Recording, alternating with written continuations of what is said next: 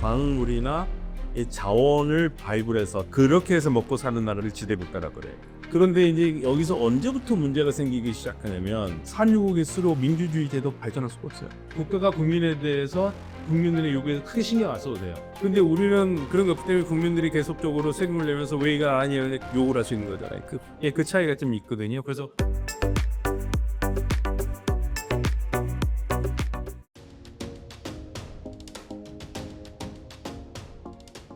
교수님, 우리는 중동의 탄유국들을 보면서 그냥 편하게 산다라고 부러워하는데 중동의 많은 이슬람 국가들이 대한민국을 부러워한다고 하는데 이게 어떤 이야기인가요? 제가요 나프리님한테 질문 하나 드릴게요. 지금 나프리님이 세계에서 제일 좋은 대학을 다니니까 생각해 보세요. 예. 근데 이제 제가 제안을 합니다. 남PD, 그 세계에서 제일 좋은 대학의 졸업장과 내가 1,000억 원과 어떤 걸 둘 중에 하나 선택하고. 저는 1,000억 원 될것 같은데. 될 것은 나 1,000억 원이에요. 내가 아무리 좋은 대학 나와도 내 평생 1,000억 원 못 벌어. 하죠. 100억? 100억은 잘하면 벌 수도 있겠지만, 네? 저는 100억. 그러니까 저도 100억도. 그러니까 이건 같은 말이에요. 우리가 중동의 산유국들, 그러니까 중동의 모든 국가들이 돈을 많이 벌 수 있는 산유국은 아니에요. 석유가 나도 상업적으로 그 가치가 미미한 나라들이 있어요. 예를 들면 튀니지도 석유로 납니다. 하루에 40만 배럴밖에 안 나요. 시리아도 나지만 다 이렇게 상업적으로 돈을 벌 수 있는 건 아니에요. 자체적으로 좀 쓸 수는 있겠지만 경제로 이득은 되죠. 그렇지만 이게 뭐 사우디아라비아든지 뭐 아랍에미레이트니 그럴 수는 아니거든요. 그래서 우리가 응이 있어서 석유로 정말 국부를 이룰 수 있는 나라 수준이 됐을 때 중동 국가들이 그 나라들이 이 석유를 발굴하고 생산하고 유통하고 하는 걸 자국이 못했었어요. 자국에 그 석유가 있다는 것을 서양 기업들이 와서 알게 됐고 그들이 야 우리가 석유가 있는 것 같으니까 우리가 개발을 하면은 하여튼 이게 나한테 좀 이게 조차권을 달라. 채굴권을. 그 채굴권 해가지고 계약을 맺어서 뭐 벌면 얼마를 주겠다. 뭐 15% 주겠다. 보통 뭐 20% 주겠다. 이런 식으로 계약을 해서 여기에 대한 뭐 가격 통제력이나 다 서양이 한 거거든요. 예. 그래서 이제 이 나중에는 찾아오긴 했지만 많은 부분에 기본적으로 여기는 그 빌딩 1,000억짜리 빌딩을 사서 거기에서 빌딩에서 나오는 월세로 평생 먹고 살 수 있잖아요. 그런 개념으로 생각하시면 돼요. 이 유전 자원이라는 게. 예, 그렇게 해왔어요. 네. 그죠. 어쨌든 따박따박 나오니까. 예, 따가동 나오고 그래서 그 돈으로 이제 그 펀드 만들어서 기축도 하고 보기 좋죠. 예, 부럽잖아요. 건물주 아니에요, 건물주. 예, 건물주 있으면 부럽지. 네. 예, 남PD가 건물 갖고 있으면 배 아파서 죽을 것 같은데. 그래서 자, 그걸 이제 우리가 보통 뭐라고 그러냐면 지대국가라고 합니다. 지대국가. 예, 땅에서 나오는 걸 땅에 나와서 그러니까 쉽게 말하면 지대국가라는 게 뭐냐면 영어로 오일 렌티어 스테이트라고 그러는데 이거는 렌티어 스테이트라는 거 뭐냐면 보통 국가들이 발전을 하려면 제조업을 하고 뭐를 해서 거기서 물건을 팔고 나오는 세금으로 해가지고 나라를 운영하잖아요. 그런데 그렇게 하지 않고 보통 광물이나 이 자원을 발굴해서 대체적으로는 그 외국 회사들이 이거를 개발을 하고 거기에 로열티를 받으면서 그렇게 해서 먹고 사는 나라를 지대국가라고 그래요. 레티어 스테이트. 예. 근데 석유가 계속 괜찮으면 괜찮은데 이게 항상 드러난 게 유가가 들러나가잖아요. 그렇죠. 예.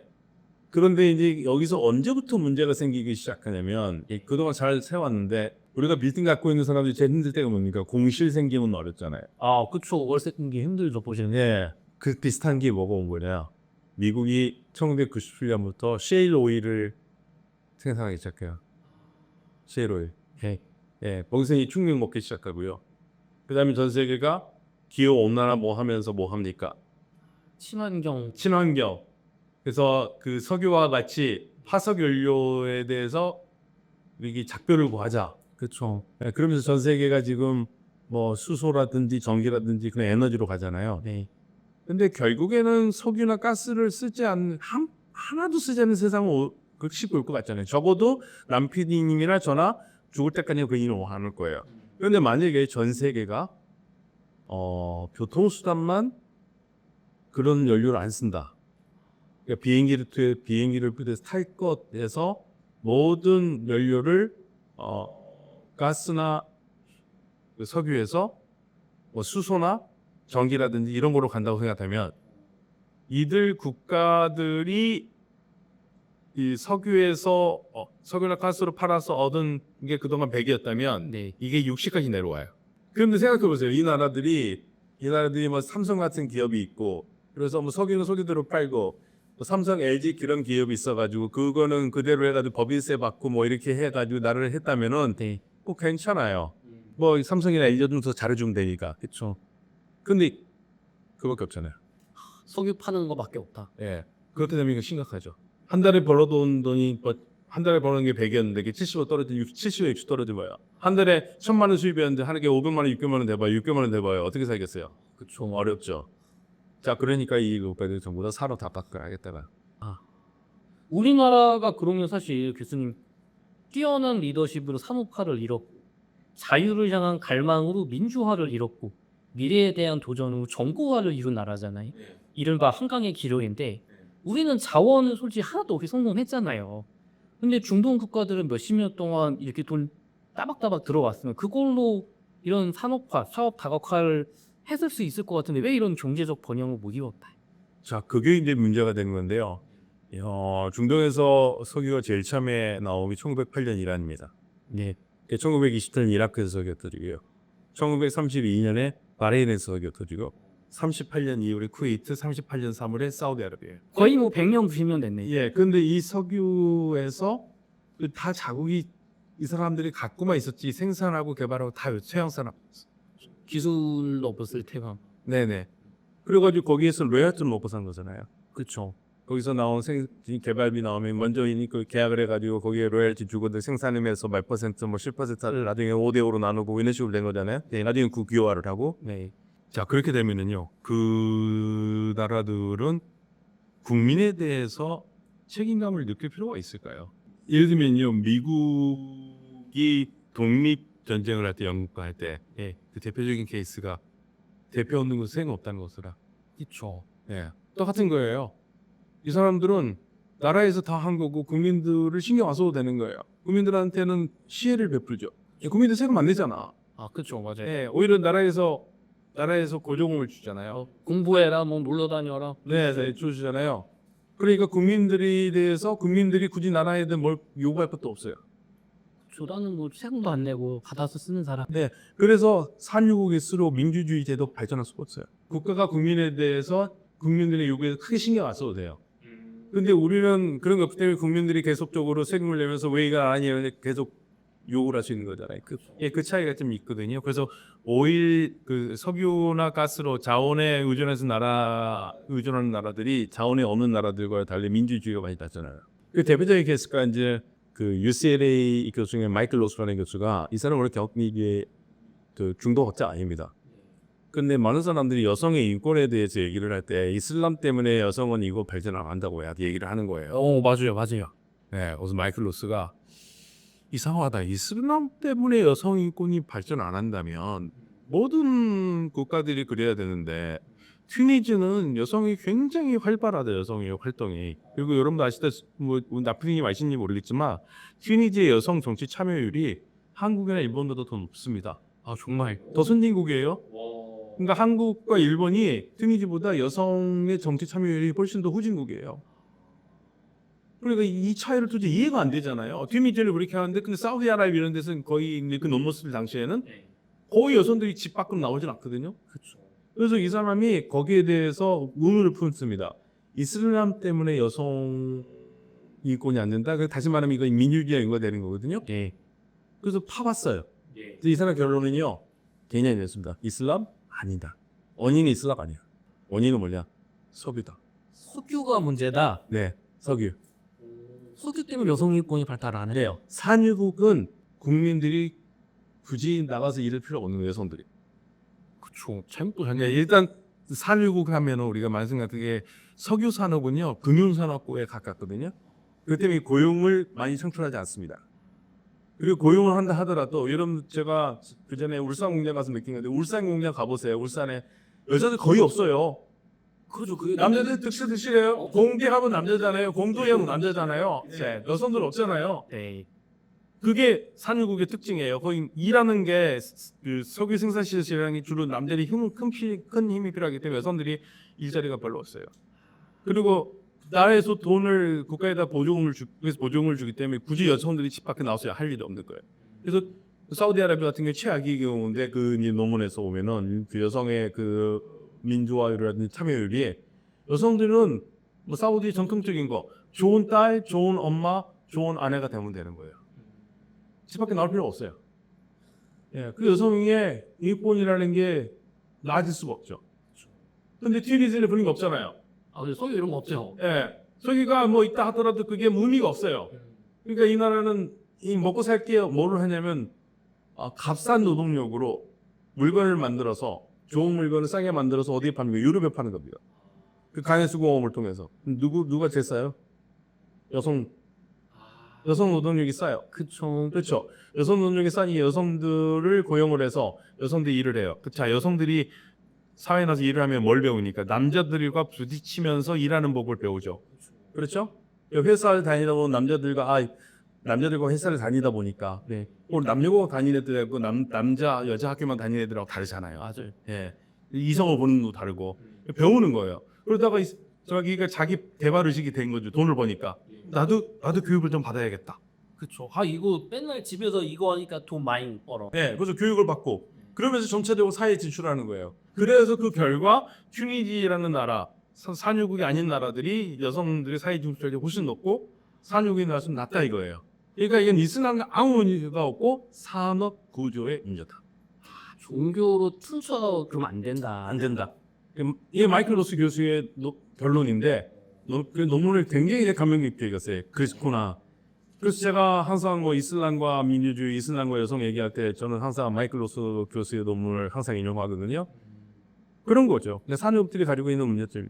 사실 우리나라도 사실 방금 말씀해주신 튀니지처럼 당직 공장에서 시작해서 각각에 어떻게든 만들어서 팔면서 아내분들도 마케팅님한테 하나 물어볼게요. 네.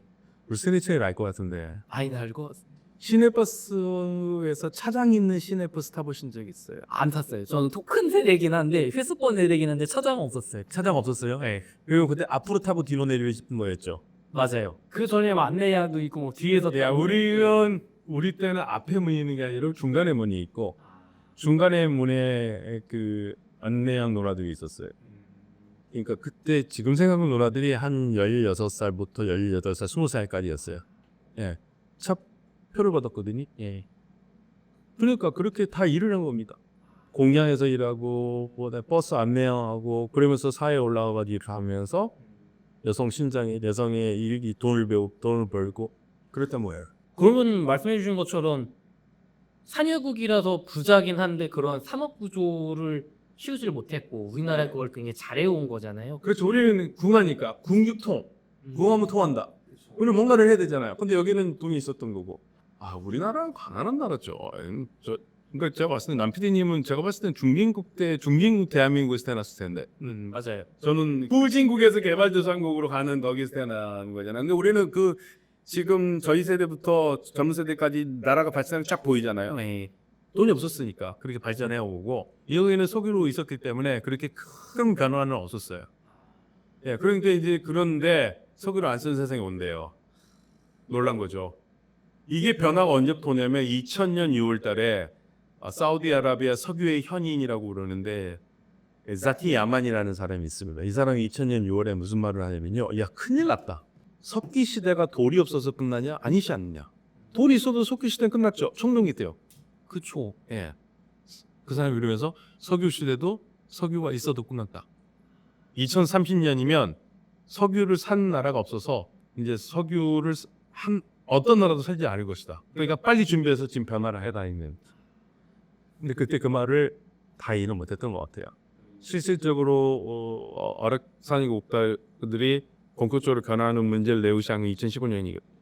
얼마 안 됐네. 네, 얼마 안 됐어요. 그리고서 이제 사무 다각화 얘기를 하는 겁니다. 그래서 그들의 목표는 뭐냐면 한국, 일본 말아요. 얘네들은 석유 하나도 없고 사실은 얘네들 뭐 신재생 에너지라고 하지만 한국이나 일본이나 뭐 신재생 에너지 나오는 거 하나도 없고. 풍력, 태양 이런 거 없어요 우리나라. 예, 그리고 저 어떤 이제 에너지 하시는 분 얘기 들어보니까 제 친구 그런 얘기하는데 한국은 대우배 그러니까 이제 에너지 학자거든요. 네. 우리 이제 서울대 교수 한 분이 계시는데 최성원 교수도 막 있는 얘기를 하는 거예요 저한테. 네.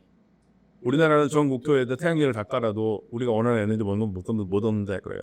한국과 일본은 에너지로서는 정말 저주받는 국가라 이거예요. 예. 그런데 이 나라는 발전을 하지 않느냐. 그렇죠. 그러니까 이 국가들은 한국, 일본처럼 에너지가 없는데도 저렇게 발전하면서 만들어가는 나라. 이 나라가 모델인 거죠. 그러니까 결국 무슨 모델이냐면 세금으로 움직이는. 회사는 법인세, 개인은 소득세를 내면서 그 세금으로 움직이는 나라. 그게 이 사우디아라비아라는 현 산유국이 원하는 미래의 국가예요.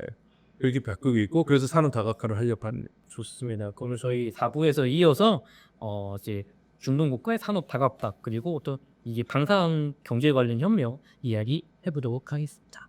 교수님 요즘 중동 국가에 K 방산 수출이 뜨겁다고 해요. 네. 터키, 이집트의 K9 저주폭, 이라크의 천공2 대군 미사일, 이렇게 무기 수출이 이어지고 있다고 하고 특히 사우디아라비아에서는 전투기 현대화 사업으로 KF-12 보라매 전투기가 다크호스로 떠오르고 있다고 합니다. 중동 국가들 우리나라 무기 왜 이렇게 많이 사는 거? 일단 우리 무기가 가성비가 좋잖아요. 이들이 이제 대체적으로 미군 장비에 쓰고 있거든요. 네, 호환성이 뛰어나죠. 그렇죠. 우리도 저대충 사고 할 때 호환성 있는 거 하잖아요. 맞아요. 소프트 프로그램도 호환 안 되면 쓰기 힘들잖아요. 예, 제가 애플을 왜 안 씁니까? 너무 힘들어. 뭐 좋다고 그러는데 저는 애플을 한 번도 써본 적이 없어요. 그럼 그게 예, 저는 무조건 삼성. 삼성. 예. 삼성 거만 쓰고 뭐 안에 뭐 애국자 이쳐가지 마라. 거기 우리나라 아닌 것도 많다. 아무튼 껍데기는 삼성이다. 예. 그리고 뭐 오퍼레이팅 시스템도 컴퓨터도 항상 저는 MS만 쓰거든요. 네. 왜냐면 익숙하니까. 그쵸. 예. 애플은 한번 써봤는데 돌아가신 줄 알았어요. 미치는 줄 알았어. 나 뭐 이거 뭐야 이래 안 되는. 근데 똑같은 건 뭐겠지 지금. 예. 자 그러면 한국은 그러면 값싸고 네. 품질 괜찮고 네. 호환도 되고 거기다 하나 더 있죠. 뭐겠습니까? 맞춰보십시오 남편. 글쎄 뭘까요? 빠르다? 닦기가 빠르다? 예를 들면은 네. 아니 뭐 호환성 있고 그러면 뭐 제품 품질을 한다고 그러면 뭐 한국계 뭐 좋아도 독일제나 하는 게 더 좋을 것 같은데요? 뭐 이런 식으로 얘기할 수 있죠. 맞아요. 비싸잖아 독일제. 그쵸. 그렇죠? 예, 그다음에 결정적인 건 뭐냐면 기술이죠. 기술이전. 예, 유럽이나 미국은 팔아먹기만 하고 기술 이전 안 해주나요? 네, 안 해주죠. 근데 우리도 안 해주고 싶죠. 그런데 우리의 장점은 기술 이전이니까 해줘야 팔 수 우리 있으니까. 한 개는 해줄 수 있어, 두 개는 해줄 수 있고 꼬시는 거죠. 예, 왜냐면 그럼 왜 기술을 왜 받으려고 할까요? 아니 남 PD님이 회장 돈 있으면 사오면 되잖아. 제가 물건을 팔아요. 네. 저한테 사오면 되잖아요. 돈 많다며요. 네. 사오면 되잖아요. 두 가지가 걸릴 것 같아요. 하나는 아까 3부에서 얘기했던 것처럼 앞으로 우리 석유가 많이 안 풀릴 것 같을 거고, 두 번째는 맨날 사다 쓰니까 쟤네가 갑이고 네. 뭐 비싸게 바가지 수입이도 오고, 그리고 자국 산업도 못 키우고 그런 거 아닐까요? 자국 산업. 산업. 네. 결국에는 메이드 인 사우디아라비아. 이게 산업 다각화의 근본 목표는 뭐냐면요. 세금으로 움직이면서 메이드 인 자기 나라로. 그래서 고용을 늘려야 될 거예요. 그렇죠. 예, 그리고 결국에는 우리도 그 시장에서 다르겠다.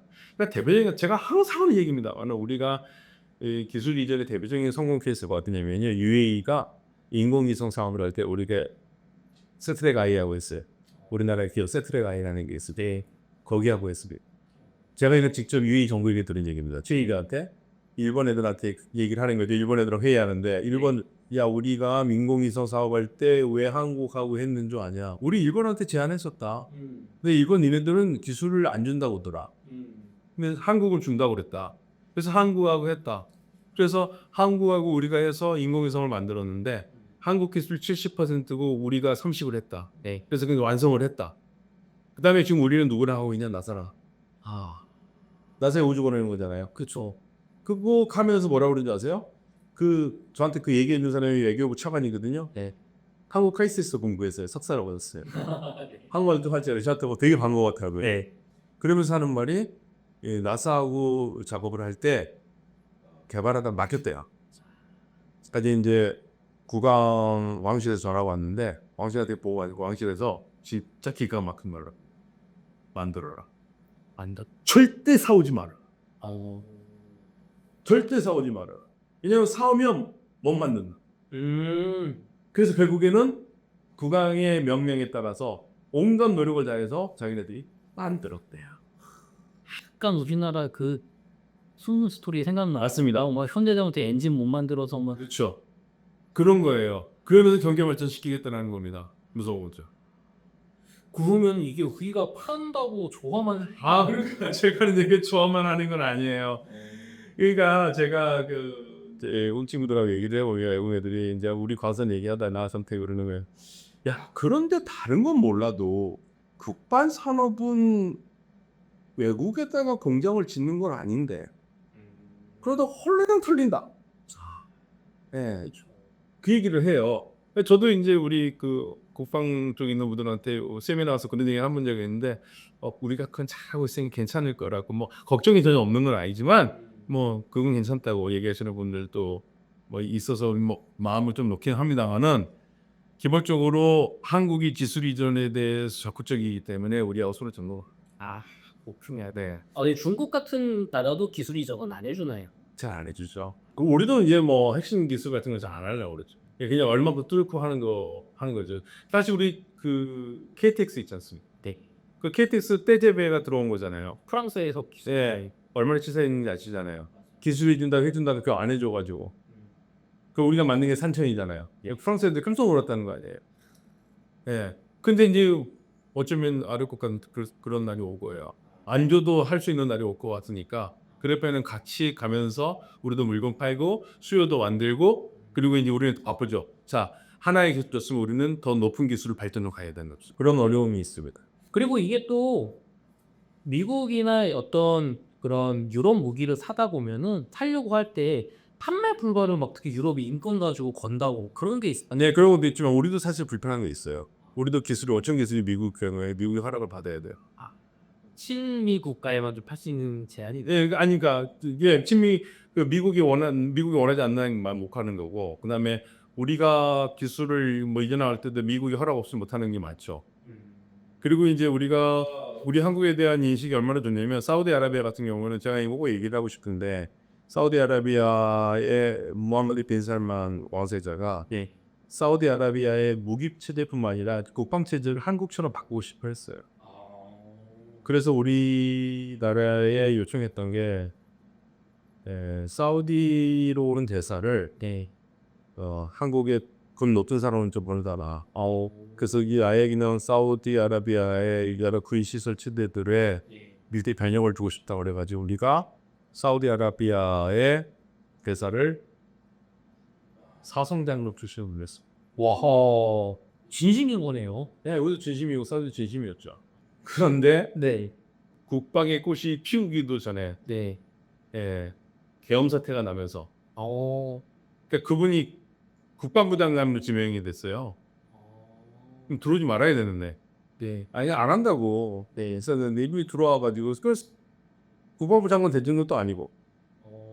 예, 사우디 대사는 자리를 공석이 돼버려. 아니 국방부 장관은 사실은 저는 제일 좋게 생각하는 거는 그냥 장관의 임명해서 감사하긴 한데 지금 사우디에서 할 일이 너무 많습니다라고 해가지고 하도 말았었어요. 그렇죠. 그래서 지금 공백이 생겼어요. 아니 계엄 사태에서 국방부 장관을 왜 그거를 한다고 들어왔는지 모르겠어요.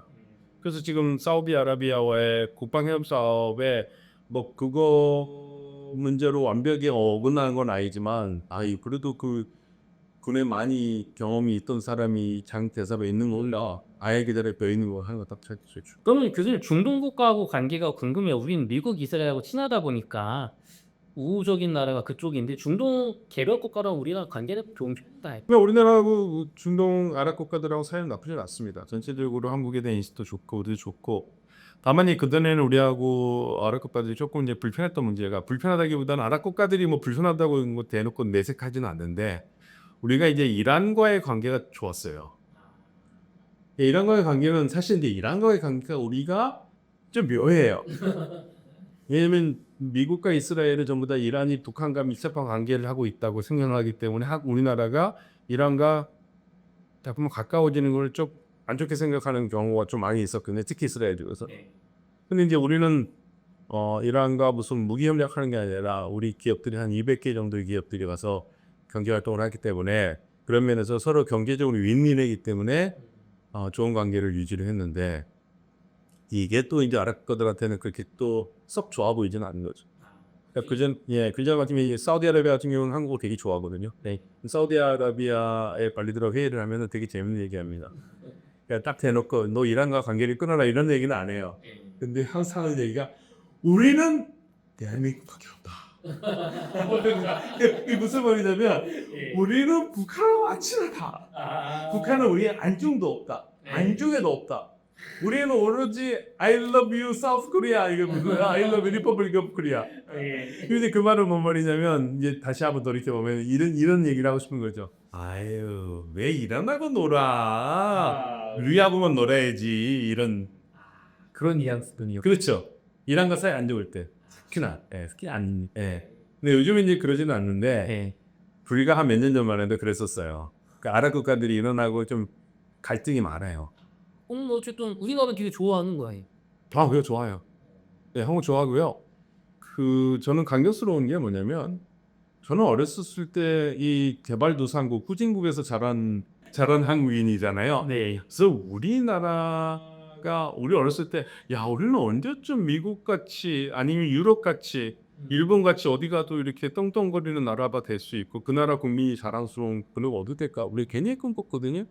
그런데 제가 몇 년 전부터 이제 사우디아라비아나 이런 데 갈 때 한국 여권을 내면은 우리가 어렸었을 때 미국 여권을 갖고 있는 사람들은 와 부러워했대요. 이 사람들이 한국 본능이 닿는데 그게 중동에서 우리나라 케이팝 문화나 어떤 영화 같은 문화 산업이 좀 이렇게 들어가서 교두가 있나요? 아마도 저는 그게 큰 거라고 생각해요. 싸이 어디 가든지 싸이 맞춤 추고 그럼 뭐 다 BTS 그러니까 이게 사람들은 에이 뭐 대중문화가 뭐냐고 그러지만 사실 대중문화로 사람들이 많이 익숙해지면서 한국에 대한 인식도 높아지고 한국의 여러 가지 멋진 작품들을 보고 또 부정적인 것도 있긴 하지만 오죽 같은 부정적인 것도 많잖아요. 그런 것도 사람들이 마음 흔들고 그런 거 보고 이게 변하는구나. 한국을 바라보는 게 다르다. 제가 한 가지 얘기하는 거요. 제가 외국에서 공부할 때 보냈는데요. 서양 세계에서는 인간에게도 품종이 있거든요. 제 하품종이 뭔지 아세요? 하품종은 우리 아시아인이다. 동양 남자 동양 남자. 개보다 아래다. 걔보다 아래다. 예, 개보다 아래다. 와, 그 정도의 사람이. 그냥 동양 남자는 그냥 그 시장에 진입 못하는 게 결혼 시장이라면 예를 들면 진짜요? 예, 동양 여자들이 인기 있죠. 좀 신비하고 예쁘기도 하니까. 네. 동양 남자들은 뭐 딱 나설 게 없어. 뭐 등치도 크지도 않고 뭐 남자다운 것 같지도 않고 애들이 뭐 이상해. 그래서 거의 인기가 걔보다 못해요. 걔 아래요, 걔 아래. 네. 요즘 아버지잖아요. 요즘은 인기가 많죠. 그러니까 물론 이제 잘생기신 노예 같은 분들 물론 아니요, 그거 아니더라도 한국에 대한 인식이 좋아지니까 한국인이라는 거에 대해서 한국 남자들의 인기가 좋아졌어요. 저도 해외여행 가면은 중국에서 아니야 한국에서 아니야 일본에서 아니야 한국에서 봤을 때 훨씬 우호적이고 맞아요. 두뇌 꼬는 달라져요. 그래서 그게 문화의 힘입니다. 교수님 그러면 제가 약간 그 얘기 나왔으니까 아닌데 마지막 질문이고 중동의 여성들하고 결혼을 할 때 남자는 꼭 이슬람교로 개종을 해야 되는 거예요? 그 중동의 여성이 무슬림일 경우에는 그러면은 중동의 남성하고 한국 여성이 결혼할 때는 한국 여성이 개종을 안 해도 되나요? 큰 문제 없습니다. 그러니까 원래는 무슬림 남성은 결혼을 할 때 무슬림 여성이나 크리스찬 여성이나 그러니까 유일신을 믿는 사람들과 결혼하는 아무 문제 없어요. 그리고 뭐 굳이 안 믿는다 하더라도 뭐 무슬림 남성은 결혼하는 여성의 그 제한이 없어요. 근데 무슬림 여성은 반드시 무슬림 남성하고 결혼을 해야 돼. 그러니까 만약에 그 남PD님이 예를 들면은 결혼하셨죠. 이걸로 했습니다. 네, 그러니까 우리 뵙겠습니다. 그 차원에서요. 어떤 총각이 있는데 이 총각이 좋아하는 여성이 무슬림 여성이다.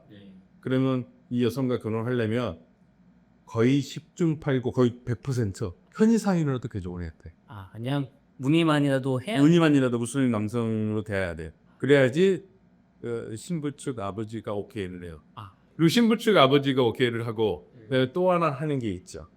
무슬림 남성으로 반드시 해야 되는 게 하나 있습니다. 뭐가 할례. 할례를 해야 돼요. 포경수술. 그거 해야 되는. 근데 이제 만약에 남자가 포경수술, 나는 포경수술했다, 할례를 했다. 그럼 그걸로 오케이 하는 사람들도 있지만 그럴 경우에 장인 될 사람이 다시 하라고. 다시. 야, 그건 네가 한국에서 한 거는 그거는 한국식 포경수술이지 무슬림식으로 한 거 아니니까 다시 하라고. 또 해요. 그러니까요. 야, 이게 결혼은 쉽지 않구려. 근데 이제 그러한 것을 다 이기면서 결혼하는 사람들이 이렇게 있더라고요. 유튜브 보면은 뭐 이란 여성과 결혼한 사람, 뭐 무슬림 여성과 결혼한 사람들 이게 많이 나오는데, 교수님, 그러면 그게 네, 퀴니지 같은 데는 여성 인권이 묻고 되게 세속화됐다고 하셨잖아요. 네 많이 세속화됐죠. 근데 거기서도 그렇게 해요? 그런데 이건 집안 케이스 바이 케이스인데 대체적으로 무슬림 여성과 결혼하려면 네. 그건 여성과 남성의 문제가 아니라 여성 집안과 남성의 문제.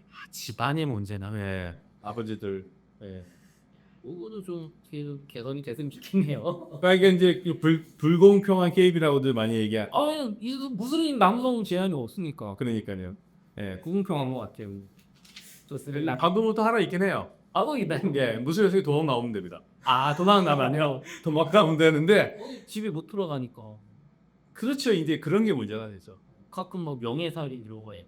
아니 이게 명예살인 하는 거는 모든 무슬림이 하는 게 아니고요. 이건 사실은 제가 이제 꼭 얘기하고 싶은데 명예살인은 이슬람의 간섭은 아니에요. 그런데 무슬림들 중에서 하는 사람들이 꽤 있어서 네. 특히 이제 터키 이제 쿠르드족이라든지 연쪽 무슬림들이 그런 경우가 있고 그다음에 뭐 요르단이라든지 팔레스타인도 있긴 해요. 전혀 없는 건 아니에요. 네. 근데 그게 이슬람에서 권장하고 이슬람에서 그거를 해야 된다고 하는 건 아니에요. 그러면 꾸람이 예, 악습 중에 하나예요. 악습. 근데 멀리 가볼 거 없이 우리나라도요. 예.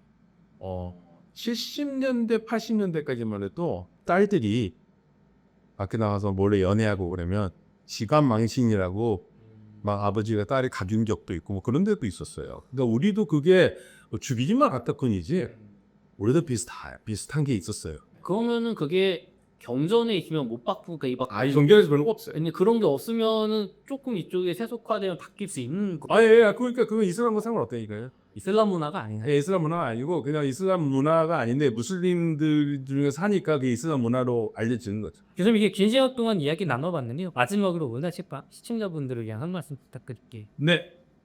뭐 좋은 봄날이 오길 기대하면서 건강하시고 옹달 책방 조회수 좀 많이 올려주십시오. 감사합니다. 이렇게 해서 박현두 교수님과의 인터뷰를 마치도록 하겠습니다. 긴 시간 동안 수고 많으셨습니다. 감사합니다. 감사합니다.